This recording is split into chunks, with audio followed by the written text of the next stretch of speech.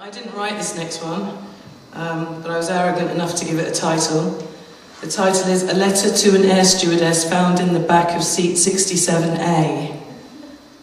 Like I said, I didn't write it, just in case. You got that? Right. I didn't write this.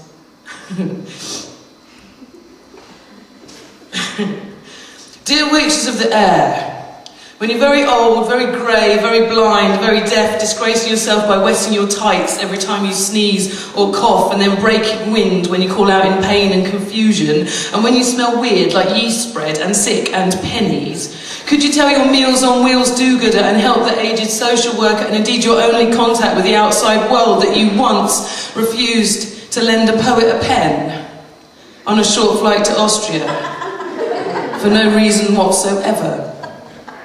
Tell them it was then, yeah? Tell them it was then, back then, yeah? Tell them it was back then when you were a tangerine-coloured air stewardess with a ballerina bun, a soft fruit fat ass, over-plucked eyebrows and lying eyes. Tell her how you got a little power kick out of the fact you're not even using it. Not even using it, are you? Not even using it. Not even using it, are you? Got a little power kick out of the fact you're not even using it. That biro right there in the tippity-tippity top of your pocket. Tippity-tippity top of your pocket. Not even using it, are you? Not even using it. You're just keeping it there to look official. And you know that we know that you know that we know that you know that we know that you know that we know that you know that we know that you have got spare ones. With the airline name written down the side in the luxury goods duty-free rip-off trolley, thus forcing the poor dear poet to write in lipstick on the back of a used sick bag. Now you understand the poet had a marvellous inspiration upon takeoff. It could have been the greatest genius poem of all of our lifetimes, but please note that instead of poetry, this was what the poor dear poet wrote on the same short flight from Austria. Dearest Sky Barmaid, with your Halloween pumpkin slit for an inane smile, this one is not for you, you sour-faced citrus, but about you, you mottled mandarin-skinned reptile.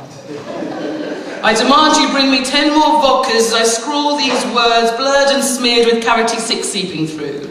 I hope that you enjoy a miserable, monotonous life, like a one-winged bird going in circles, no real destination or purpose. And your cupreous skin like poor quality leather goods from all that sunbed. And your jowls sagging from all that hair bun pinning, stinking of cheap citric acidic perfume in your arsehole, limp from aeroplane fibre-free foodstuff and all those rough, dry-ass rape searches you're going to get at every landing.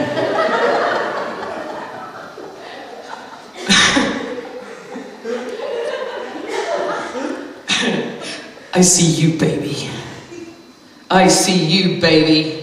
I see you with your peach-painted talons clinging to an oxygen mask, whilst you lose that very pen to an insane, suicidal terrorist madman who uses it to write his demands on your face, mistaking it for an orange post-it notepad. I hope that pen leaks all over your uniform and dyes your right tit blue. I also hope that you choke on rancid pilot sperm. Bon voyage, seat 66A.